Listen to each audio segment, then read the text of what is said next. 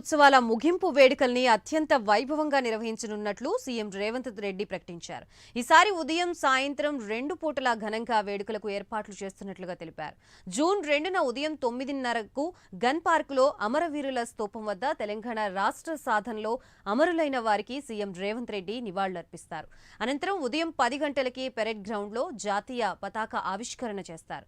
Police బలగాలతో parade, March past, వందన స్వీకారం ఉంటుంది. ఆ తర్వాత తెలంగాణ రాష్ట్ర అధికారిక గీతం ఆవిష్కరణ, కాంగ్రెస్ నాయకురాలు సోనియా గాంధీ, సీఎం రేవంత్ రెడ్డి ప్రసంగిస్తారు.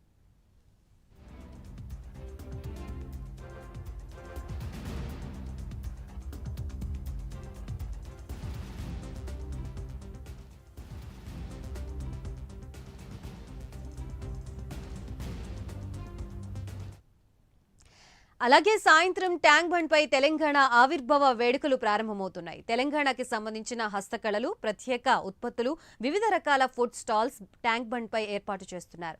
సాయంత్రం 6:30 ముఖ్యమంత్రి ట్యాంక్ బండ్ కి చేరుకుని అక్కడ ఏర్పాటు చేసిన వివిధ స్టాళ్లని సందర్శిస్తారు. అనంతరం తెలంగాణ కళారూపాలు, అద్భుత ప్రదర్శనకు అద్దం పట్టే కార్నివాల్ నిర్వహిస్తారు. దాదాపు 700 మంది కళాకారులు ఇందులో పాల్గొంటారు. వీటితో పాటు వివిధ సాంస్కృతిక నృత్య ప్రదర్శనలతో వేడుకల్ని ఘనంగా నిర్వహించేందుకు భారీ ఏర్పాట్లు చేస్తున్నారు.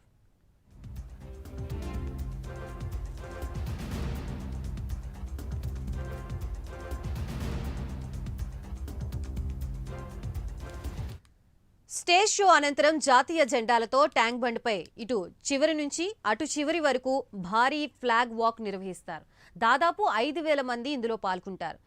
ఈ ఫ్లాగ్ వాక్ జరుగుతున్నంతసేపు జయ జయ హే తెలంగాణ ఫుల్ వర్షన్ గీతాన్ని విడుదల చేస్తారు. అదే వేదికపై తెలంగాణ కవి శ్రీ అందశ్రీ, సంగీత దర్శకుడు శ్రీ ఎంఎం కీరవాణి పాల్గొంటారు.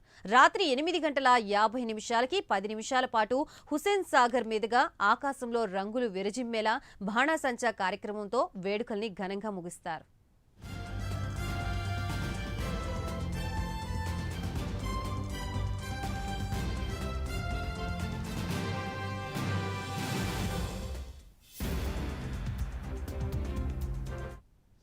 మరోపక్క ఉత్సవాల సందర్భంగా ట్రాఫిక్ అంతరాయం కలగకుండా పార్కింగ్ ఏర్పాట్లు ఉండేలా వీఐపీ రాకపోకలకి ఇబ్బందులు రాకుండా ఏర్పాట్లు చేస్తున్నారు.